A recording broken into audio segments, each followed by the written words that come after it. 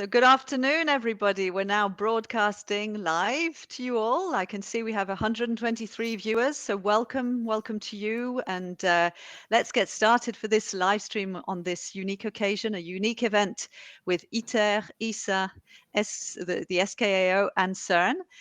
So my name's Anna Cook. I work for CERN. And I'm delighted to be joined today by Deirdre Boylston, who is Division Head of the Heating and Current Drive in ITER. Hello, Deirdre. Hi, Anna. And we're also joined by Elena Sainz, who is the antenna engineer at ESA. Hi, Elena. Hi, good afternoon. And we're also joined by Maria Grazia Labate, who is a telescope engineer at SKAO. Hi. Everyone, hi. Okay, so all our viewers have joined us today to talk about global engineering opportunities in science, technology, and space. And CERN, ITER, ESA, and SKAO are where it's at. So we're here today to talk to you a little bit about what we do here in our organizations, what it's like to work here, and more importantly, to talk about your questions, which you're going to be seeing answered during the chat. So I already see in the chat that someone is asking nobody from ESA in the chat. I hope there are people from ESA in the chat. So the time to ask questions is any time. I'll try and take as many as we can. We've prepared a kind of framework for you, and we're going to start with that straight away. So I'm going to turn to Deirdre from ITER to tell us a little bit, in a nutshell. Can you describe ITER as an organization to our viewers? Okay, so ITER is a very large organization. What do we do, first of all? We are building a machine that we are going to demonstrate the feasibility of nuclear fusion. So that's our mission. It is a big mission. It cannot be done by one person on their own, which is why we have 7 partners. And we are trying to meet the global challenge of making nuclear fusion a reality. And to do that, you need a global response. So the 7 partners that we have together is Europe, Japan, India, Russia, China, Korea, and the USA. And we come together, they have signed a commitment together in 2006 that they're going to build a machine that is going to demonstrate the scientific and technological feasibility of nuclear fusion. So that's what the organization is. Well, that's a great kickstart, already a multinational collaboration, bringing together all these countries, which is a common strand to all of us in the science, technology and space industries. Can I turn to Maria Grazia? Can you tell us a little bit about SKAO? First of all, what does it stand for? Square Kilometer Array. This is because we want to build the world's largest radio telescope. So we are really want to be not just the next step forward in radio astronomy, but do the biggest one in the world. And so the SKA will be, an amazing telescope. We want to discover mysteries that are revealed by now. So we will use a lot of state-of-art technology. Our telescope will be distributed in 2 countries. And the headquarters will be in the UK. So we will have, since we have to cover a large range of frequencies, we will have a low-frequency radio telescope in Australia, done with thousands of antennas, very high-performance computing, a lot of signal processing, one in South Africa, and the headquarters is in the UK. So it's an amazing project. It's an endeavor that, is just amazing. It was never done before. So we are collaborating with many countries that are part of the SKA. So we have 18 countries member plus 8. So really we want to discover the mysteries of the universe. At the moment we have just, some analysis, some expectations, but we want really to be there and to look at concrete things, and we aim for the Nobel Prize. Fair enough. That's a good aim to have. Thanks for that great explanation. Eleanor, can you tell us about the European Space Agency? Okay, so I think probably the simplest way of understanding what we are is someone say, okay, this is the European NASA. Unfortunately, NASA is much better well known than ESA even in Europe, but yes, in a nutshell, that's what we are. So ESA is a peaceful organization, and the purpose is to study from the different domains, very different domains, covering from science, robotic exploration, Earth observation, telecommunication, from satellite, basically. And it's a very international organization with 22 member states, plus associate members and cooperating states. So not only in Europe, but also, for example, Canada is a cooperating state. So it's a very, very international organization from the outside and from the inside. So we have several establishments, not only in Europe, but also outside Europe. So there are members, so people working here from all the different countries. So I think probably the most important word defining ESA is how international we are. So we deal with a very different kind of people, very different mindsets, and not only engineers, but we have very different disciplines going from law, economics. So it's not only electrical engineers or engineers in general. So we have very different disciplines from mechanical, power, thermal. So that's the nutshell organization where we are. Fantastic. Well, I'm going to close the foursome loop with a few words about CERN, the European Organization for Nuclear Research, but better known as the world's largest particle physics research laboratory. We're actually known for physics, but we hire more engineers and technicians that you can imagine across all disciplines. Our purpose is science for peace. We are building, obviously, a huge accelerator complex. Well, it's already built, it's already operating, but we're constantly bringing it to bigger energies, bigger sizes. We're looking at the Future Circular Collider now, and it's used by thousands of users the world over to come and do their particle physics research. So we really have 4 organizations here talking to you all who are in the engineering fields, who are here to find out what it's like to work in these unique organizations. The first message we want to give you all is that, yes, you can work here. One of the common misconceptions about CERN is that we only hire physicists. It couldn't be further from the truth. We truly look for engineers and technicians, as I said, in so many disciplines. And this is what we're all here to talk to you about. So speaking of misconceptions, if I turn to you, Maria Grazia, what would you have as a misconception about SKAO that you would like to use today as an opportunity to dispel? Yeah. First of all, what you said, I mean, here are not just scientists, there are a lot of engineers or project managers with a lot of technology background. So and then that is not difficult to be part of the SKA. Myself, I thought, I saw SKA as something that was not really reachable. I mean, it was really impossible. At one point I sent the CV and that was it. I mean, and I was hired.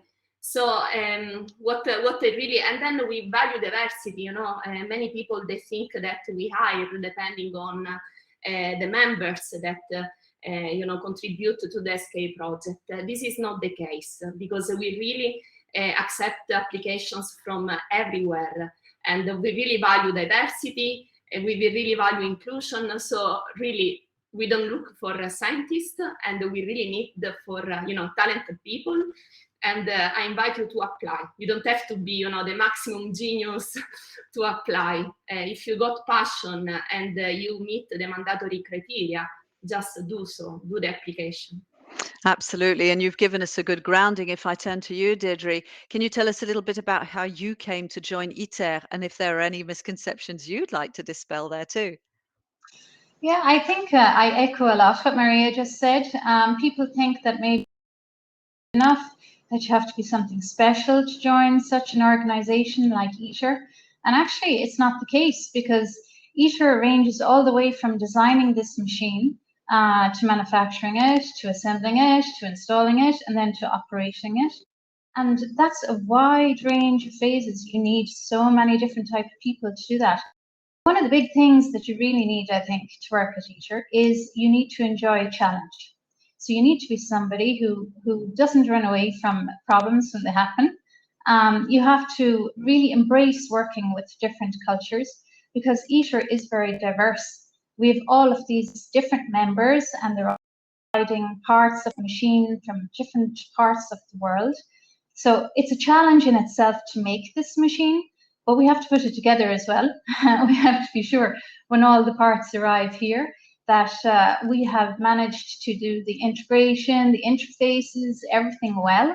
That means that you really need people that are willing and able to put drive and to look for challenges and to actually just problem solve, work together. We can find solutions together.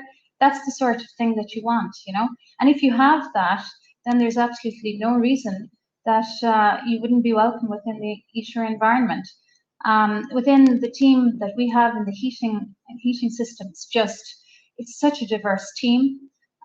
We're diverse not only we're from different nationalities, we speak different languages normally, but we all have different disciplines. But the one thing that we all have in common is that we embrace diversity, and it's all inclusive. Everybody's idea could be a good idea. Nobody has done this before. So I think that's really the way to look at coming to work at ITER.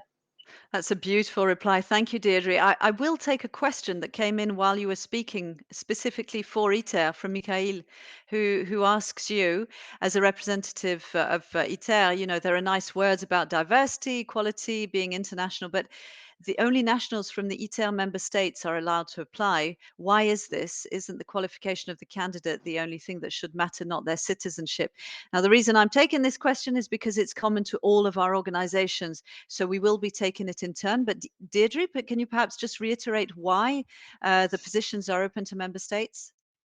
So basically, as I said at the beginning, ITER is founded by the members. You know, they have made a commitment that they're going to pay for the design and the procurement and the manufacture and assembly of this machine and its operation. So you have Europe, India, Japan, US, Russia, China, and Korea. That represents about 50% of the population, right? So, you know, those are a lot of people that can join this project. Of course, when the members put forward their money to build this machine, they want to see a return on that. And the return on that is not just the IP or the intellectual property that is developed and shared between all of these partners. It's not just all of the work that goes to the different industries, but it also has to be the people who get jobs out of this, because with jobs comes knowledge, comes experience, and something that can be used towards the future. So of course, the people who are part of the members have the priority of being part of the project. Now, that doesn't mean to say that if you're not a member, that you cannot work somehow for the ITER project. The ITER project also has many. You can join through some of the external contractors we have, for example. They join different companies who belong to these members, but they themselves might be of a different nationality. So you can still join. You can find different ways of joining. You can join the industries that are basically making the components that come here. But I think in general, yes, as an IO staff, you have to be one of the members for the reasons I've explained. Yeah, thank you, Deirdre. I think you've summed it up beautifully. And to say Mikhail followed up with working for the project is also a commitment. We fully agree. But I think Deirdre has just outlined also the other ways that you can join the organization to collaborate in different ways. And this applies for CERN. This applies also for ESA, for SKAO.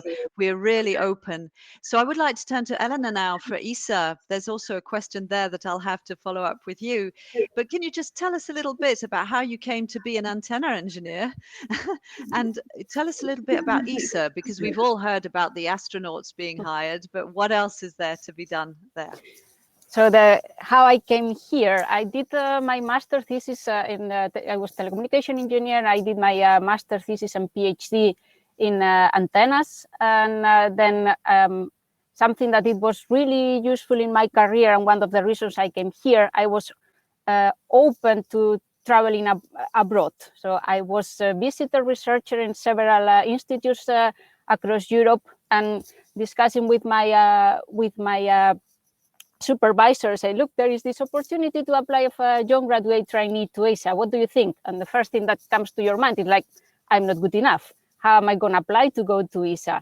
And yeah, copying what it was said by Didrik and Maria, you have to try. So I try, and I got the position. And this was like a 1-year position. After that, I got a postdoc position also at ESA. Then I joined as a contractor, and finally I got the staff position. So it was a long shot to end up as an ESA staff, but that's how I started. So the message is like, you don't need to be a Nobel Prize or rocket scientist to join ESA. You can enter in very different levels, from young graduate trainee or even a master's student up to 10 years of experience, very senior engineer. So any level, in any of those levels of someone's career, there is a door, let's say, to enter into ESA. And what do we do here? So in my case, I'm an engineer, but we have very different disciplines. So from technical disciplines, engineers in thermal, power, solar, or electronics, IT. So, and then you have also the communication, law, finance, so very different disciplines that could have a door to enter into ESA. And something that I wanted to stress for the engineers, someone might think that ESA, you could have both extremes. Someone thinks like you are only doing paperwork, reading documents, or you are doing more hands-on experience. So when I entered into ESA, I started working in this beautiful facility that I have behind. So I was measuring antennas, and it was a great experience that I have continued throughout those years. So you have to be a bit open to almost any possibility. It could happen that, so it's a very, the variety of topics that you could touch. That's one of the values that I find most important here at ESA. So you could start supporting a project in a very early phase, more paperwork, and you might end up doing the full testing campaign up to a high technological readiness level, ready to be flown. So you will be involved, or you could be involved, depending on your position, in very different topics throughout your career that for sure will open your mind enormously. The beauty of our organizations is you can enter through one route and find yourself doing something 5 or 10 years later, which is completely different, depending on how long as well you stay with the organizations. I have a specific question for you there, Elena, from Petra, who asks, is there any difference between hiring people from the member states and the European cooperating states in ESA? Is there any difference there? Is there anything you can tell us? So as it was mentioned before, so yeah, we have the member states that support, let's say, support ESA, but also the ones cooperating, they have access to the staff positions, and also from Canada. So we have staff members that are coming from those cooperative states. So in principle, no, there's no difference. That's wonderful. And I've got to follow up the question. You're surrounded by what's very intriguing looking. Can you tell us about where you're sitting today?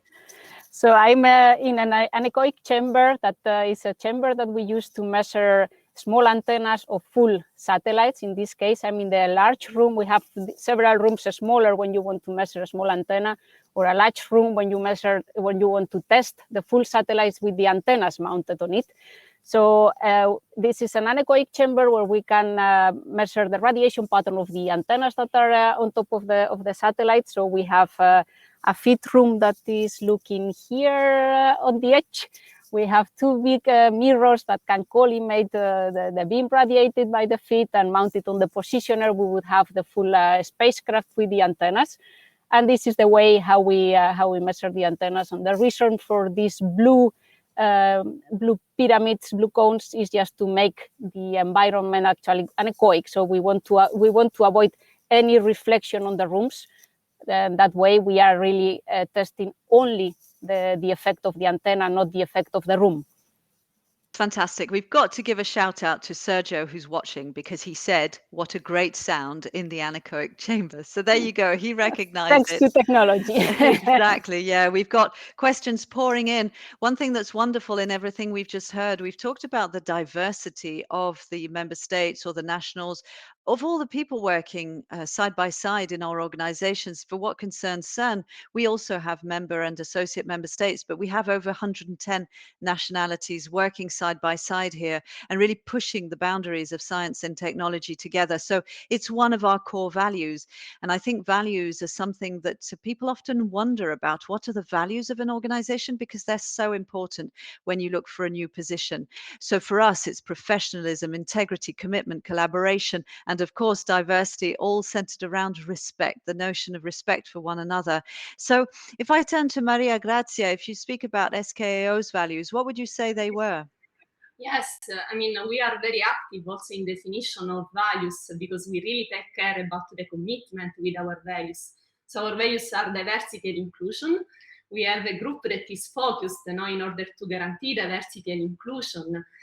So for this, I encourage people from everywhere to just apply in the SKA, because even though we prioritize for member countries, however, we would like to have diversity in our office. Then we have creativity and innovation as value, the excellence, the collaboration, the sustainability.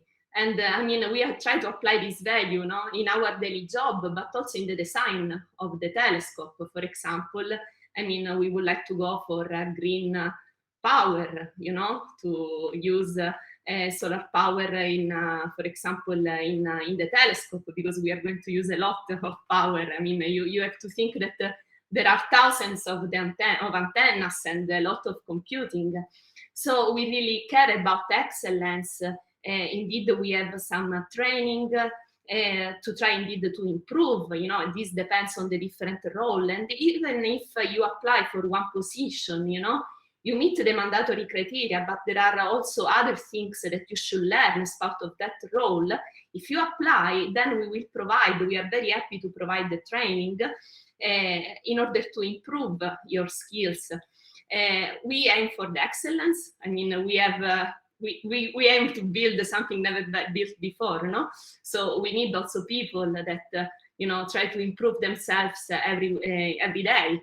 And for creativity and innovation, and actually some division already of our office are adopting, for example, the Scaled Agile framework that also encourage this creativity and innovation by leaving some days, to be creative.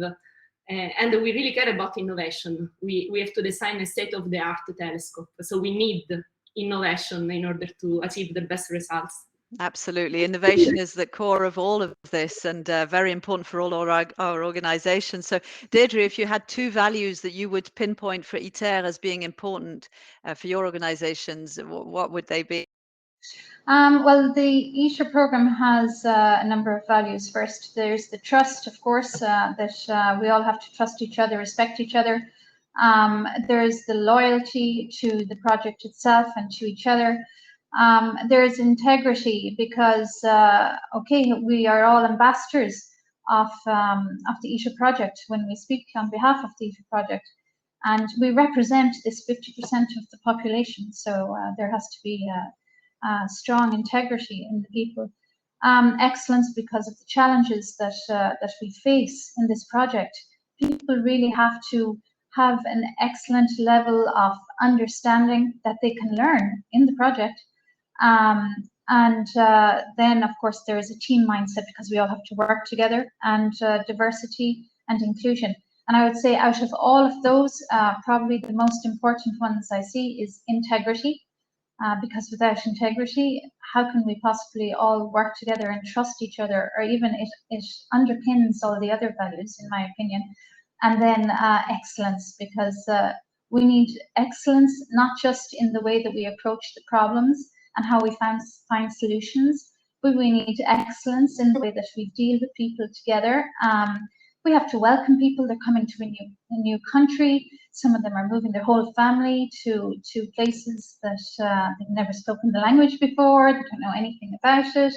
So in every way, you have to be excellent, and I think they're the core values that are most important.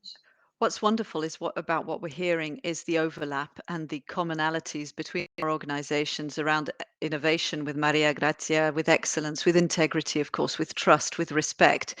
If we turn to ESA, what would you add to that fray from the European Space Agency point of view? I think we have, as you said, many commonalities in that sense. So I think that it's the team spirit. We have to work together, different with many other colleagues, and yeah, I think the passion. You have to be really willing to learn, really to give your best. This doesn't mean that you have to be already a certain level, but you have to be willing to learn. And there are many things that throughout the project, throughout the career, you will get here, but you really have to have passion for your work and willingness to learn. This is great. You can see and you can hear all about the organizations. We've told you about them in a nutshell, about the values, about a little bit touching upon the culture. Your questions are pouring in. I would like to remind you that once this live stream has finished, or even before, you can go into the booths of the respective organizations and ask your questions about the specific opportunities. Deirdre mentioned during your reply about the values, about people having to relocate. And I think it's important for us to spend a little bit of time on that, because it is true that our organizations do require us often to relocate to somewhere where you might need to learn a new language, integrate a new culture, so many challenges. So perhaps starting with ESA, I come back to you, Eleanor. Can you tell us a little bit about how people are supported in this way in the European Space Agency? So yeah, we have an internal relocation office that yeah, of course, when someone is coming here, not most of the time, sometimes they are coming with the whole family. There could be kids, there could be yeah, not only so you need to find a place to live, of course. So the relocation office can help you to find some houses or apartments in that respect. There is also an internal childcare, so the people working here could bring the kids, if that's your decision, to the internal childcare, where there is the language. You could choose between the local language or English if you are looking for a more international language. There are also around some international schools, so you will have support with your family, with the kids, to bring them to the international schools. So that's the main, in a family way, how they can help you to come here.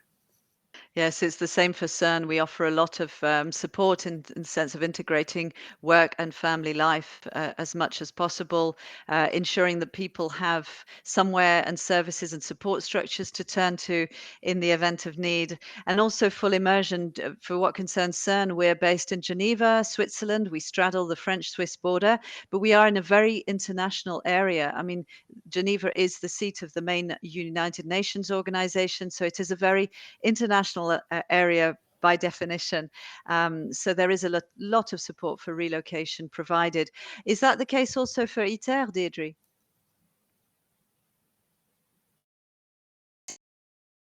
Welcome office, and the welcome office helps with this big challenging move of moving from your own country. So they help you to relocate, they help you to find housing. They can even help you with some of the administrative burdens, like getting the registration for your car, which is difficult enough in your own language normally, so doing it in another one can be even more difficult. So they're there really to get you in.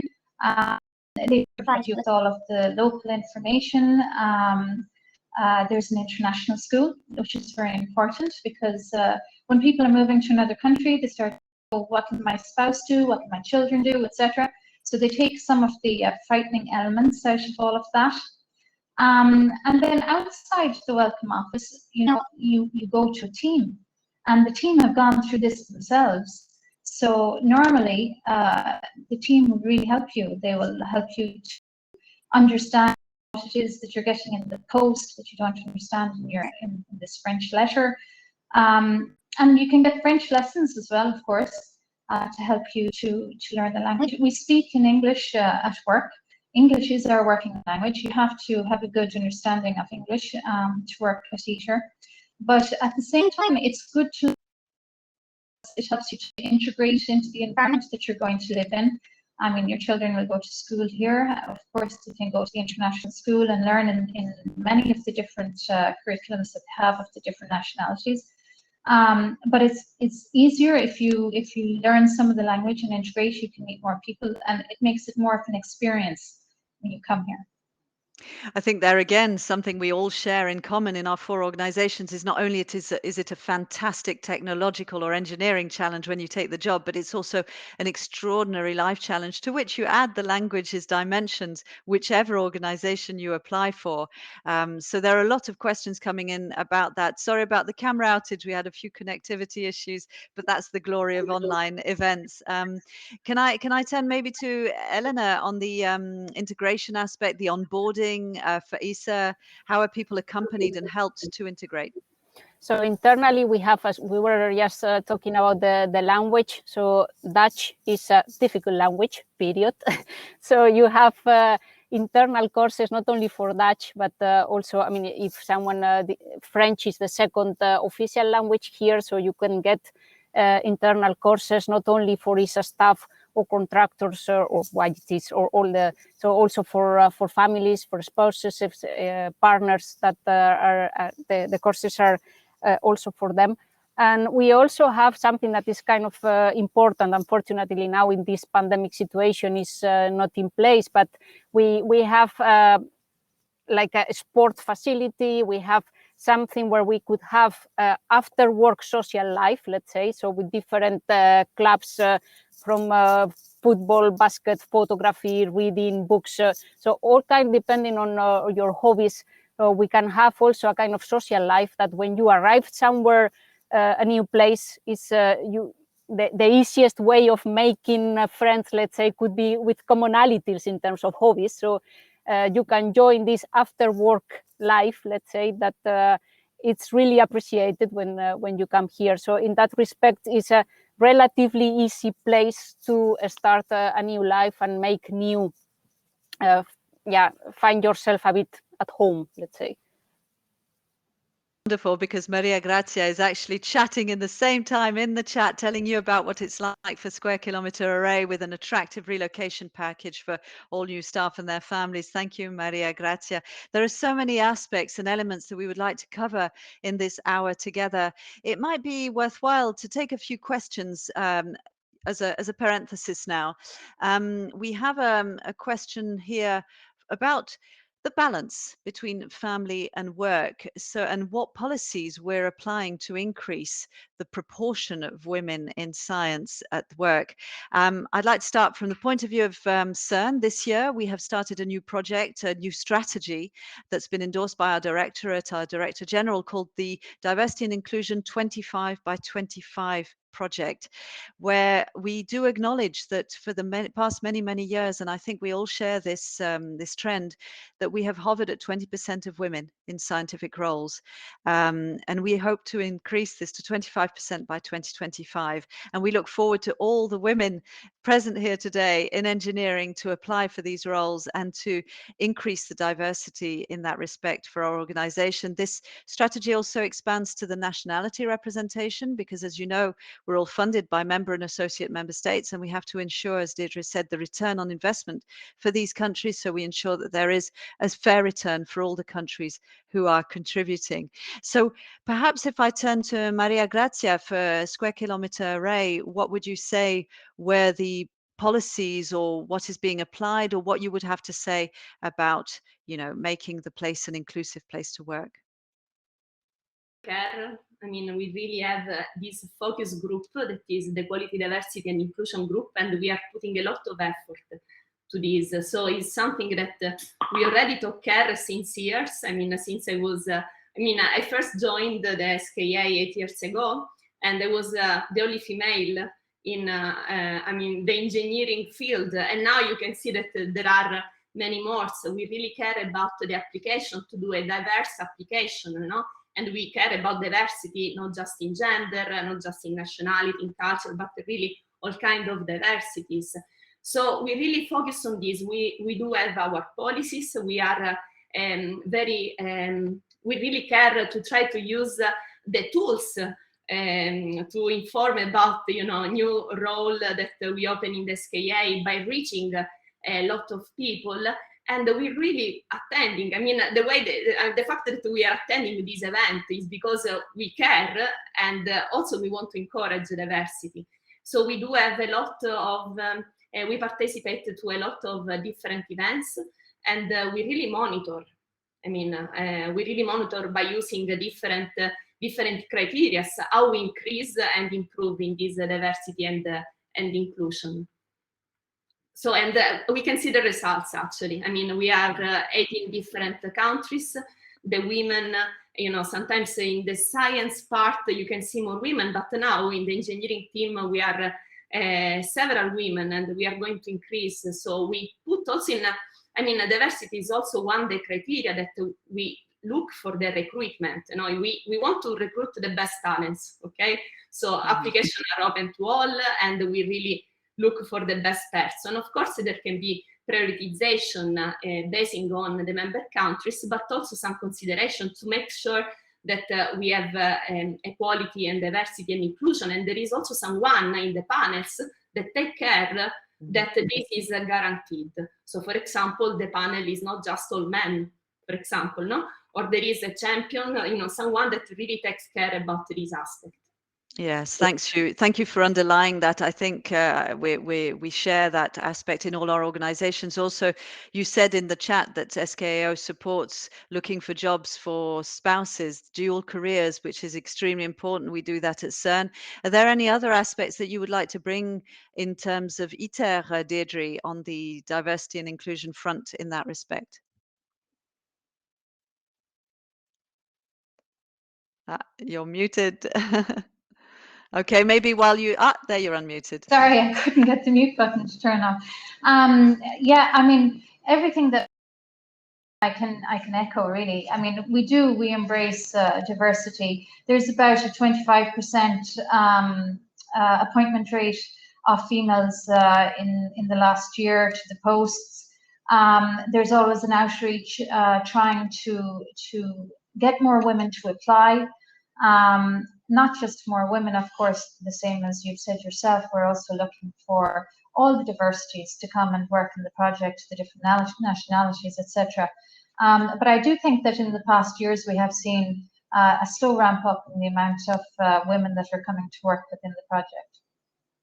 Absolutely, yes. I think the drive is definitely there. And in ESA, is there any specific promotional campaign that is being done as well? No, I mean, if you see the ESA staff vacancies, it is written that women are encouraged, but this doesn't mean like positive discrimination. On the contrary, so we are trying to get to hire the best, no matter what. So it doesn't matter if you are a man or a woman, but what I can say from my experience, for example, in my section where I joined ESA, we were 2 women. Now we are 6. So there is, in the last 10-15 years, there is really an increase of women in engineering and technological positions, but I think it's important to say that there's no positive discrimination, because as a woman, you get a position and you may hear, yeah, you got it because you are a woman. And that's the worst thing that can happen. But unfortunately, sometimes it happens that you hear this. So I think it's important to stress that there's no positive discrimination, but yes, equality. And yes, we are trying to hire the best. That's it. Thank you so much for underlining that again, Elena. I mean, it's true. Positive discrimination doesn't have its place. It's all about excellence, as Deirdre mentioned earlier. Exactly. We really are looking for the best talent to work in our organizations. And every mixity, every diverse aspect that we can integrate, it includes across all ages. It includes across all ethnicities. This is the beauty of working where we work. I'm going to turn it to another angle because the time is ticking by. That the COVID pandemic has taught us all a lot of lessons, and there are questions coming in the chat about possibilities to remote work. So remote work was the norm for many of us over the pandemic, apart from those who had to be on site clearly to build and maintain and operate the equipment. For CERN, our remote working policy has evolved thanks to the pandemic, such that now people can work up to 40% of their time from home, provided that it's in the local area. So what are the possibilities for remote working in your organizations? Perhaps I could turn to Maria Grazia to kick us off on that one. Yes, so we do have a policy on flexible working and remote working. I mean, our organization is very flexible and has been flexible in this particular time. For example, I mean, as you see, I am in my house due to COVID-related reason, you know, to support my family, for example, my parents. So we really, I mean, there is a lot of attention to the needs of the person, to a good balance of work and life. Moreover, we do have some, I mean, we are an international collaboration. We do have meetings with Australia, with Canada. So sometimes we have, you know, to do meetings very early in the morning or in the night. So the flexible working policy help us in doing this. Of course, on the other side, we are encouraged to go in the office. I mean, to attend the office. We don't have, you know, full freedom in normal circumstances to work from home. At the moment, there are discussions also triggered by the COVID situation.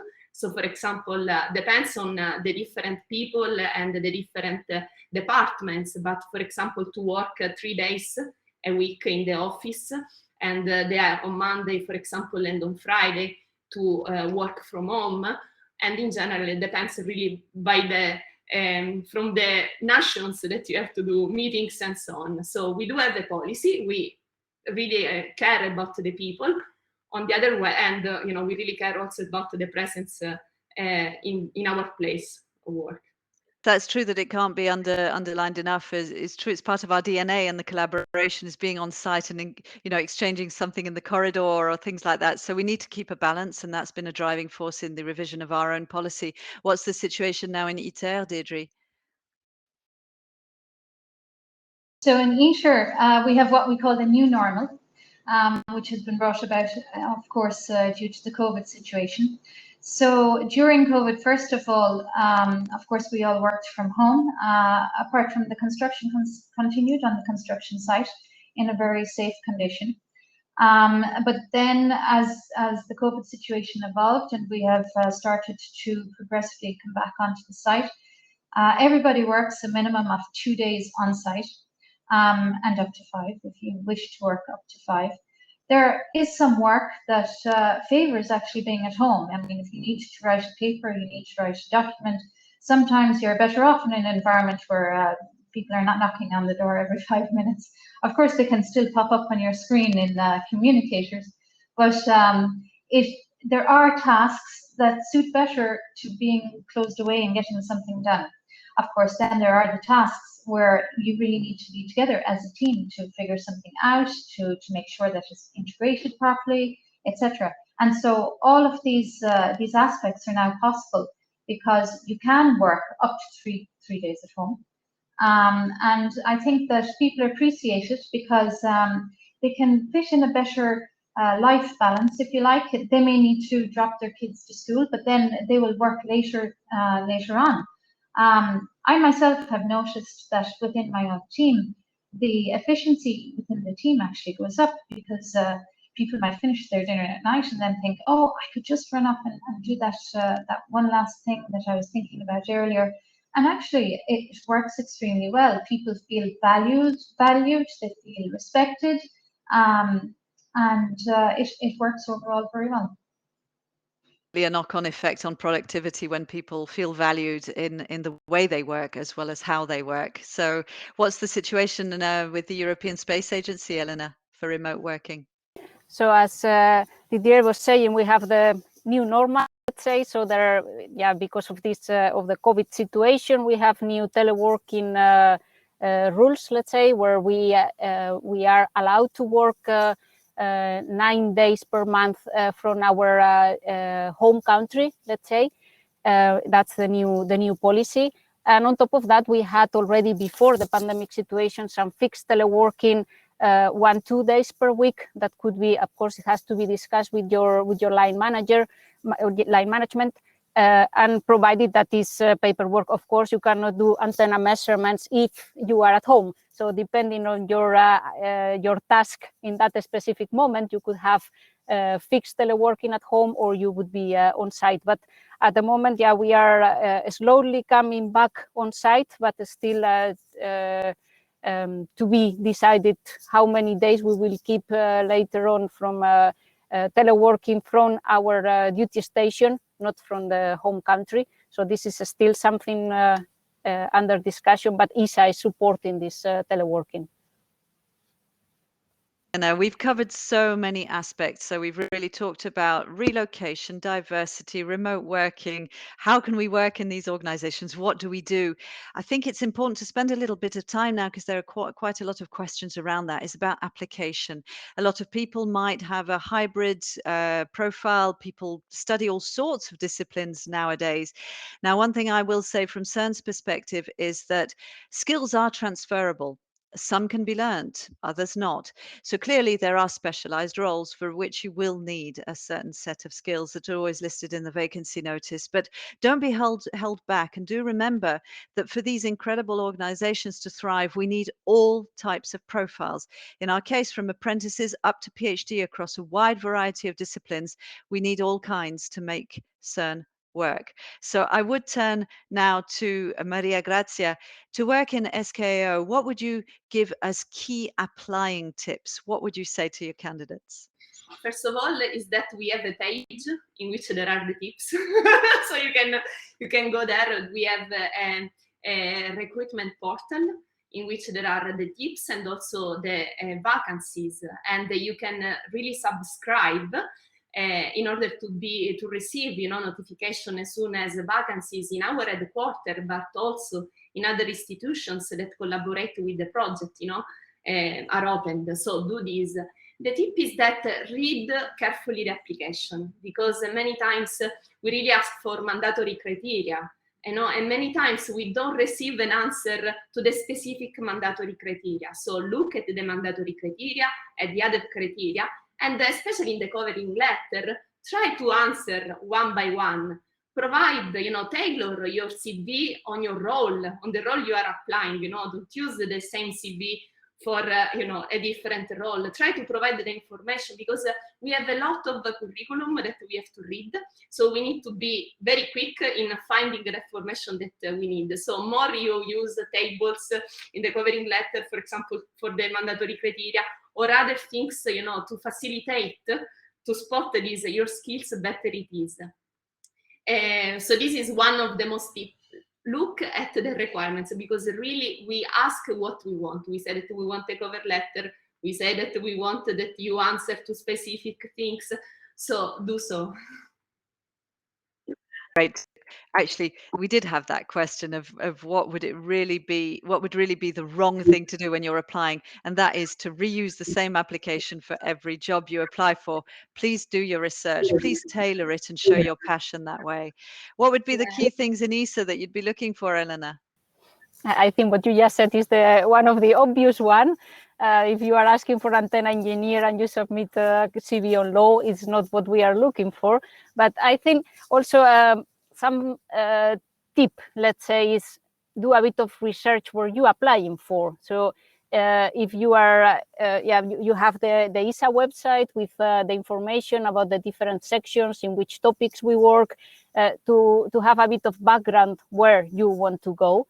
Because in almost in any interview, you will be asked about some of these questions to understand a bit what is your motivation. So I think having a clear motivation, a good motivation letter, and is not valid like, when I was young, I wanted to work in space. Yeah, this is something that's not sufficient. So try to think in advance why you want to come here. What are your values? What ESA will gain if they hire you? So that's what we want to know. You don't need to know everything. You don't need to be, as I said before, a Nobel Prize. You will learn on the way, but you have to show why you want to come here and what ESA will gain if we hire you. That's a great answer. Thank you. I'm actually answering in the chat. So if I'm not looking in the camera, it's because I'm actually answering questions in the chat or reading them. So thank you very much for that answer, Elena. Very complimentary. For ITER, are there any specifics that you would add to all of these great tips that will be useful for everybody? I think there's an awful lot of information available on the website.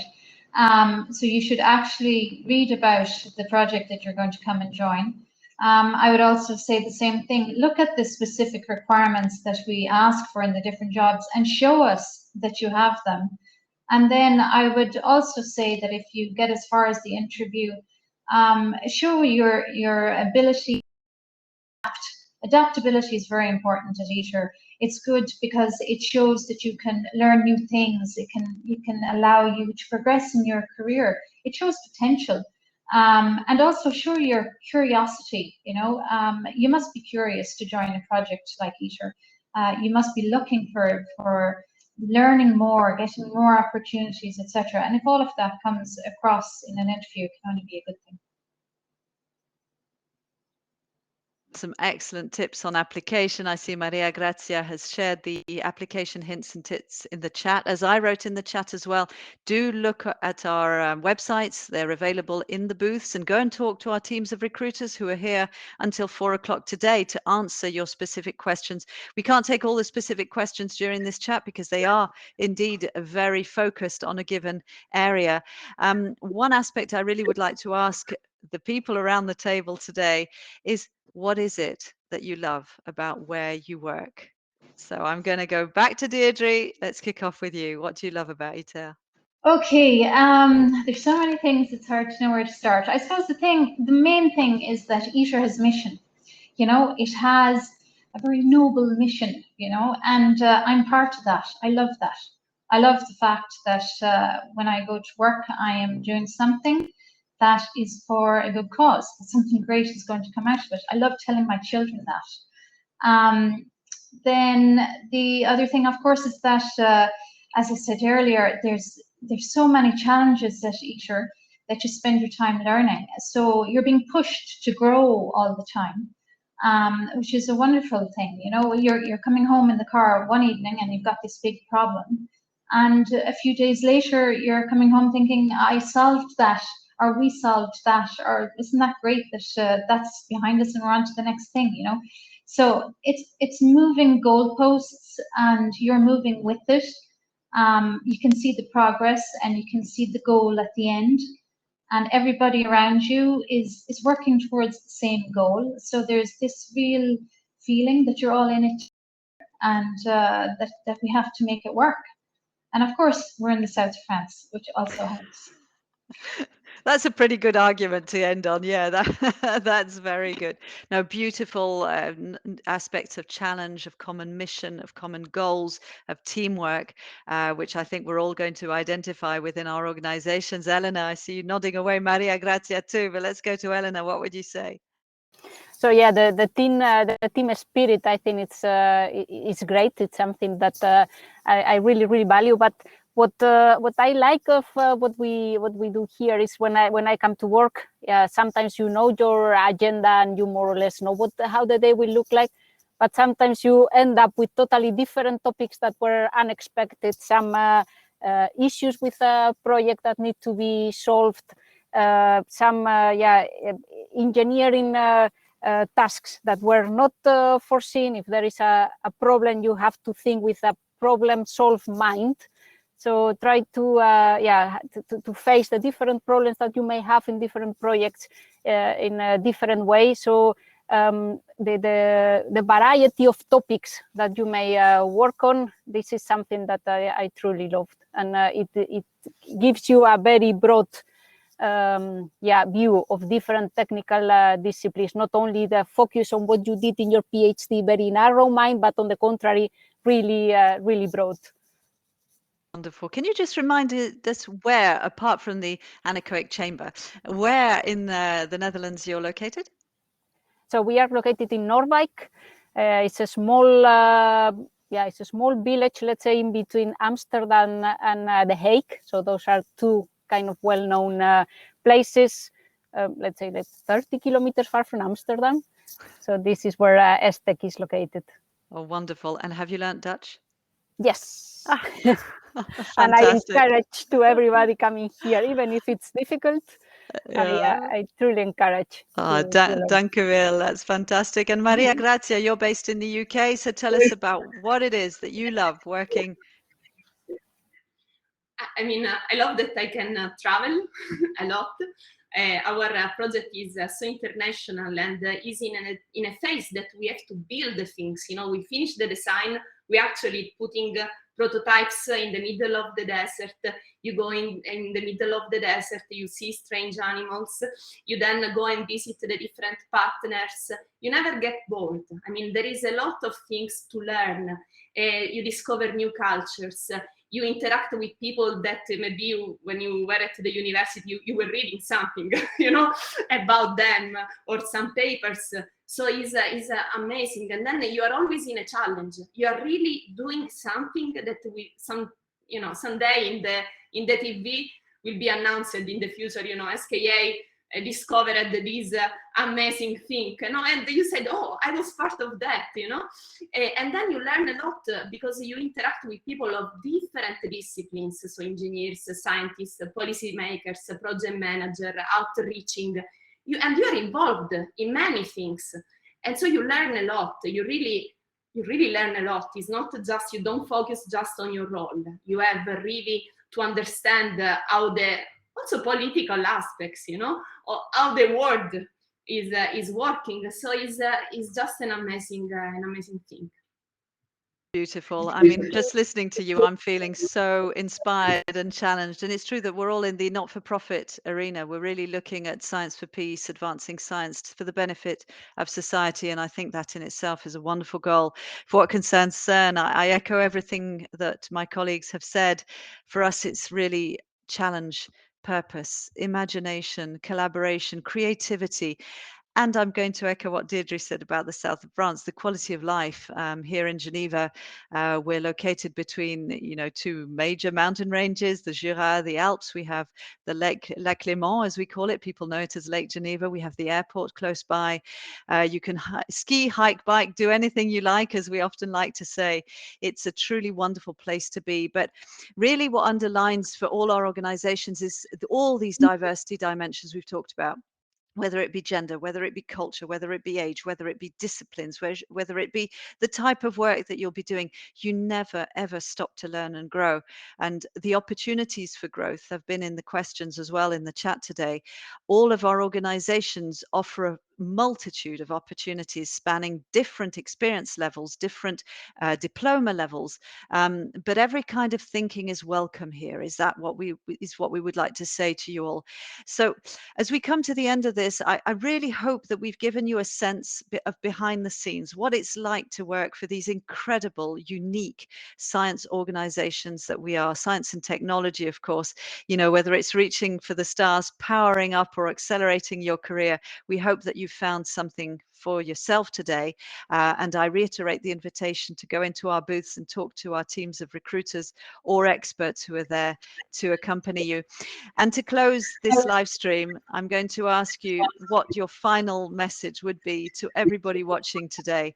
And I'll start at the bottom right of my screen, which is Maria Grazia. Let's start with you. Final words. Please apply, because if we are here, it's because we need you, okay, to really reach the excellence that we were talking before.